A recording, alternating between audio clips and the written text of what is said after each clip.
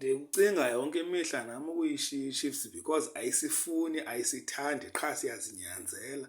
Qha nje sendihlelele nje abantwana bam phaa kuyo because ndiyazisola futhi uba kwakuthi enzeni bathengile izikipa ze-Chiefs besebancinci because ngoku xa ndinothi ndiyayishiya laa Chiefs bangandibona njengemenemene nje kwabantwana bam, umzali ongenamqolo, uyayibona.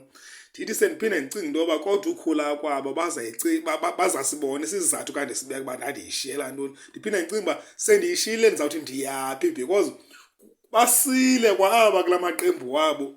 Ndawuthi sendiphumile kule Chiefs ndawujoyina la maqembu wabo. Xa ndiqala ukonwaba nam ndivuyela ukuwina, babane besikhumbuza, uyabazi kaloku ngesigezo, babane besikhumbuza uba sulibala kaloku uba usi-step kid sale timu, sakuchola ungena-team, ulahlwe likhosi lakho. Suthi uvuye upavu kogqitha thina, soze bangasikhumbuzi loo nto kaloku. Uyabazi ngaba bathi sebewine into endaweni yoba bavuyelele bayiwinile, ufika befakana nale yethu iteam ingangeni indawo, bebengadlali nathi elo xesha. Noba bayodlala eAfrika bandiza phezulu, ufika bepostile uba thina sishiyeke emhlabeni.